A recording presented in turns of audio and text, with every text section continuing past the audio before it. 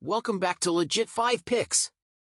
If you're all about staying on top of the latest tech trends and gear, you've come to the right place. Whether you're looking to upgrade your setup or hunting for the next must-have gadget, we've got you covered. In today's video, we're diving into the top 5 best compact cameras that are making waves in 2024. We've done the research and tested the products, and we're here to help you find the perfect pick for your needs. Be sure to check out the links in the description below for more details and the latest pricing. If you find this video helpful, don't forget to give it a thumbs up, drop a comment with your thoughts, and hit that subscribe button so you never miss an update. Now, let's get started and explore the best cameras you can get your hands on this year. Number 5. OM System OM1. For all types of photographers, the OM1 is a compact, entertaining, and weatherproof camera that provides an intriguing blend of the old and the new. Thanks to a combination of a new 20MP stacked sensor, increased AF accuracy, better processing power, and improved computational modes, it's one of the best handling and most flexible cameras available.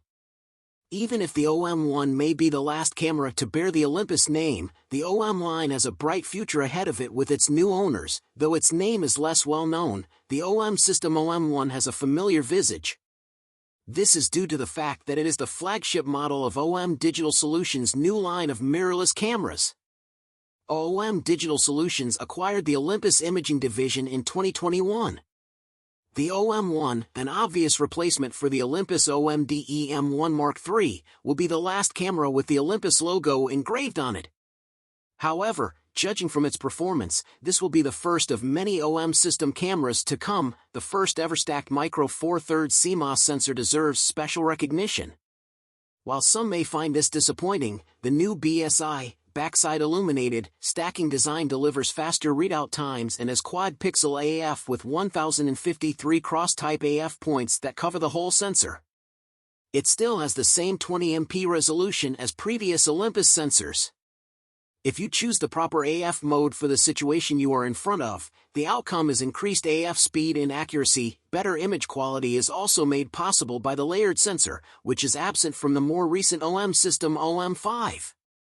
This is particularly true in terms of dynamic range and low-light performance. This is fantastic news because the micro Four Thirds sensor typically falls short of full frame in these exact situations. Number 5. Canon EOS R7. Based on Canon's RF mount, the 32.5MP APS-C mirrorless camera is called the Canon EOS R7. It debuted alongside the EOS R10 as its more costly sibling model.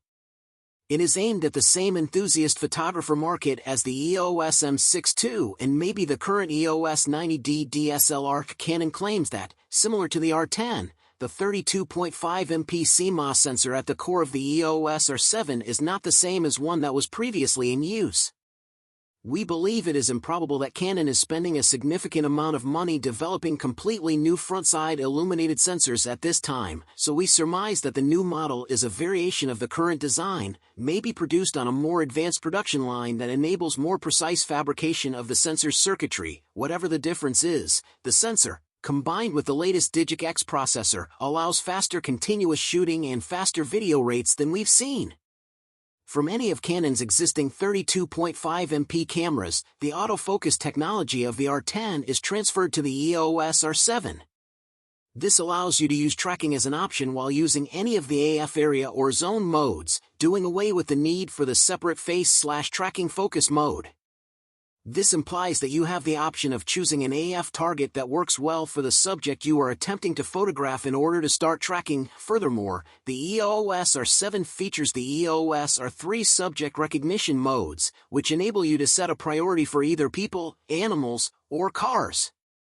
We don't necessarily expect the same AF performance as Canon's sporty mirrorless model, given the R7's FSI CMOS sensor's slower readout, but the R7 should be just as good at detecting subjects of the type you select. Perhaps more importantly, there won't be any rolling shutter issues with the R7's mechanical shutter, which allows it to shoot at a rate of up to 15 frames per second with full autofocus, and it wasn't that long ago that Canon's top sports model shot at a comparable pace. Unlike the R10, The EOS R7 notably has a bigger picture buffer, which makes it more useful for taking quick action shots. The EOS R7's video specifications surpass those of the R10 and cameras that employed earlier iterations of the 32.5MP Canon sensor. The primary distinction is that, in addition to utilizing the entire 7K area of the sensor to shoot oversampled 4K at up to 30p, it can also record subsampled, likely line-skipped, UHD 4K at up to 60p using the entire sensor width. Number 3. Canon EOS R10. The Canon EOS R10 is an entry-level APS-C mirrorless camera.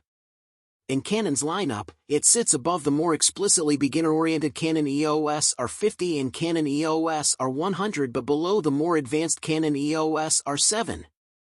It represents a compelling middle ground, with an advanced dual-pixel CMOS 2 autofocus system, compact and user-friendly design, and many automatic shooting modes, along with enough physical controls to keep more advanced photographers happy. The Canon R10 is good for travel photography.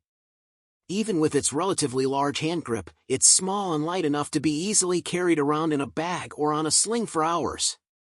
The overall image quality is also very good, and the camera's autofocus system is fast and accurate enough to lock onto moving subjects. Its fully articulated screen also makes it easier to snap pictures from unusual angles. Unfortunately, while it has a longer battery life than its M-mount predecessors, it's still best to bring another pack or two for longer days. Build quality is great.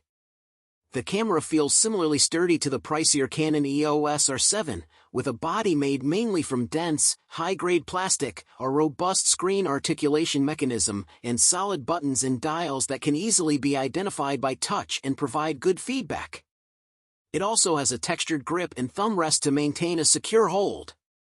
That said, there are a few weak feeling points. The locking hinge door for the battery and SD card compartment feels a little flimsy, as does the spring-loaded flash, which can be seen here.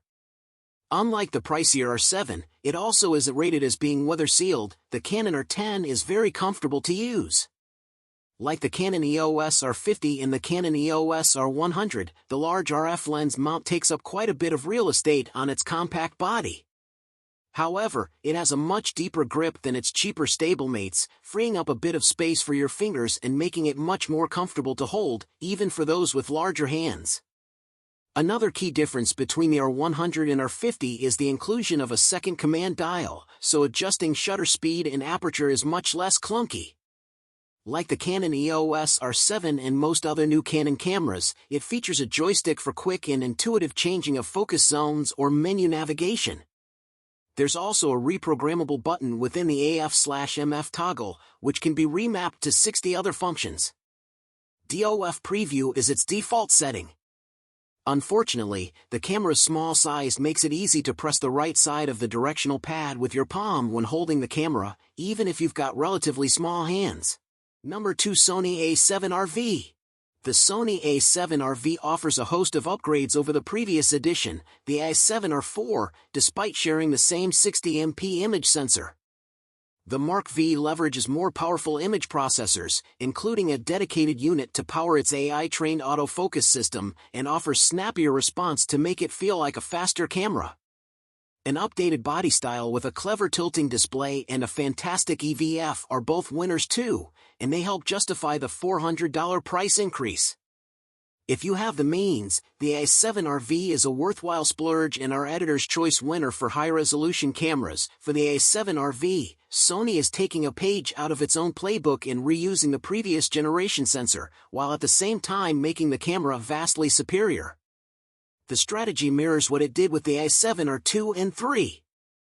The third-generation A7R reused the 42MP sensor from the A7R2 but put a better battery and autofocus into the body. The A7R3 was the first in the series to hit 10 FPS. Sony offers the body in a matte black finish, with magnesium alloy for the chassis. Dust and splash protection are included, and the A7RV adds an option to close down the shutter for lens changes. It's an effort to combat sensor dust, a pretty common headache for mirrorless cameras, many of which leave the image sensor unprotected. The A7RV incorporates many of the subtle design changes first seen in the 33MP A7 IV from last year. These include an unmarked control dial in place of the dedicated EV control. It's still used for EV by default, but you can more easily swap its function if you prefer a different interface. A dedicated stills movie slow motion toggle is new as well. It's nested under the mode dial. Other top plate controls include a video record button and one of several configurable buttons. Number 1, Sony A7 IV. The Sony Alpha 7 IV is the fourth iteration of its popular Alpha 7 mirrorless camera, following 2018's Sony Alpha 7 III. It offers some nice quality-of-life upgrades, including a revamped menu system with touch navigation, more dials and customization options, and sturdier build quality, albeit at the expense of a slightly larger body. Sony also stepped up the camera's video features, with advanced internal recording specs that make the latest Alpha 7 a true hybrid camera. That, along with its top-of-the-class autofocus system and a new 33-megapixel sensor, make this a worthy successor to one of Sony's most popular cameras, particularly for those interested in video as well as photography. The Sony Alpha 7 IV is great for shooting landscapes. Its 33-megapixel full-frame sensor captures an incredible amount of detail and delivers sharp, pleasing photos straight out of the camera. It also gives you a bit more leeway to crop your photos or make prints.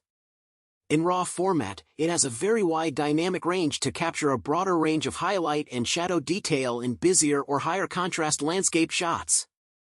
Also, while its high ISO noise performance is a tad worse than some comparable cameras, it still performs amazingly well here for low-light situations where you need to bump the ISO. Unfortunately, it isn't the most portable camera for longer hikes or shoots in remote locations. The Sony Alpha 7 IV feels very well built.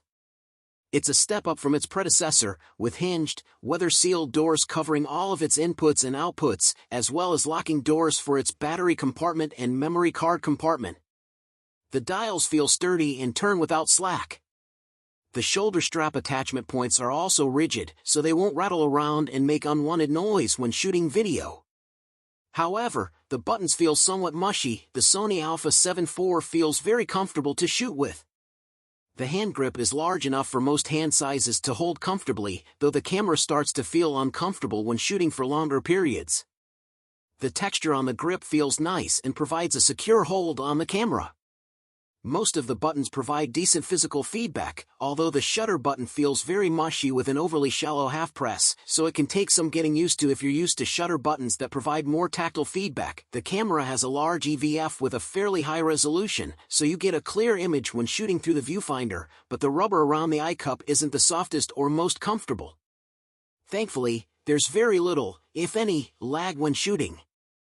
Thanks for watching our breakdown of the top 5 best compact cameras of 2024. Which one of these cameras would you pick for your setup? Let us know in the comments below. If you found this video helpful, please give it a thumbs up and subscribe to our channel for more gaming tech reviews and recommendations. Stay tuned for our next video, and until then, game on!